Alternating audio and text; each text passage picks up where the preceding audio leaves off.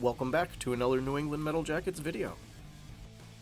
In this video, we are going to take a look at Talon grips. For this specific application, it's for an M&P full size with the smaller backstrap, and a texture of the granular or the more aggressive sand-like texture. Here we're taking a look at the packaging of the Talon grips and how they come from the factory. On the back here, they give you a few bullet points of the advantages of these grips. Here we're going to open the package up. On the back, it's perforated so that you can open it fairly easily, but I get too impatient and overly aggressive, so I can't open it neatly. As you can see here, once you get the package opened, you can see the product that you've purchased. And on the one side that I had obliterated, they have the firearm safety rules and some application tips. And on the other side, they have the installation instructions. My package included a nice sticker, alcohol prep pad for cleaning the pistol grip of the gun, and then the Talon grip itself in the very aggressive sandpaper-like texture. Here's a quick look at the installation instructions. These grips do not require any trimming, and the first step is to field strip and test fit the grips. So that's what we're going to do. First rule of safe firearms handling: treat every firearm as if it's loaded. Here we are ensuring that our firearm is unloaded while we do maintenance or work on it. Now that we have established that the firearm is unloaded, we are going to go ahead and field strip the firearm, which is we are going to remove the slide from the frame. Continuing on with the instructions, once we have field stripped the firearm, we can dry fit the grip to the handgun. Here we're starting on the left side of the pistol grip.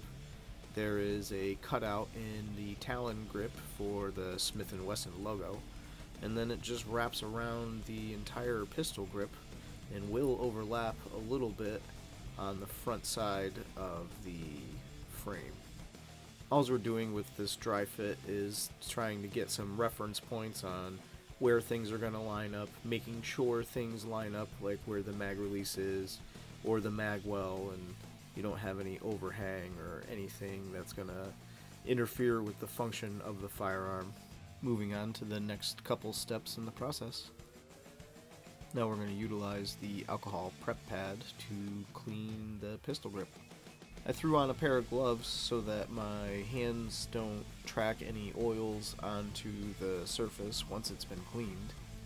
Now we're just going to take this alcohol prep pad and we're going to give the pistol grip a really good rub down so that we remove any oil, dirt, or any other type of foreign substance that could be on there that would make the Talon grips not stick to the pistol grip.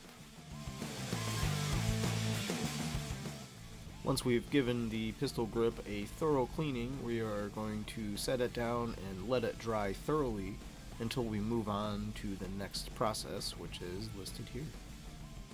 Now we are going to move on to actually installing the Talon grips onto the Smith & Wesson M&P. Here you can see me removing the adhesive backing to these Talon grips. I left a little bit of that backing attached to the Talon grips as just a sort of protector. And here we are starting on the left side of the pistol grip, just as we did with the dry fit. And here we are lining up the cutout for the firearm logo, and we are getting it lined up and in position with that logo cutout and the magazine release before we apply any pressure to have the Talon grip actually start to stick in place. And then we work our way around the pistol grip of the firearm to the other side, or the right side of the pistol grip. We remove that last little backing that I had left, and we start to apply that pressure to get it to stick.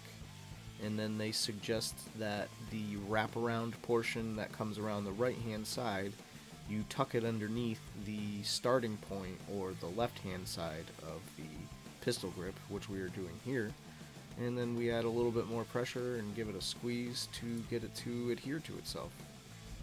Now in the process, we're making sure that the Talon grips have lined up with the appropriate spots on the firearm. Mine are a little off on the logo, but that doesn't really bother me. I just like to shoot the gun. However, we're still just going over the final fitment and adding the pressure to get it to stick. Our next step, we are going to utilize a heat gun to apply heat to the Talon grips to activate the adhesive a little bit more. They state in the directions you can use a hairdryer or a heat gun. I have a heat gun, so that's what I went with. In the directions, they tell you to heat it to the temperature of a warm cup of coffee and not to exceed 130 degrees Fahrenheit. So for this process, I just heat up different parts of the pistol grip with the heat gun and then apply pressure with my hands and then repeat that process a few times in the same area, just rotating around the frame of the gun. Once this is done 3, 4, 5 times, you're probably good with the Talon grips being securely in place. Now it's time to take a look at the finished product. I do have to say that this is a very aggressive texture and it does provide plenty of grip for your hands on the firearm. Stay tuned for evaluations of how it performs during live fire drills or competitions. Thanks for watching. I appreciate you being here. If you enjoyed this video, feel free to smash that thumbs up button and give us a subscribe. You can also find us on Facebook, Instagram, and Twitter. See you around. Happy shooting.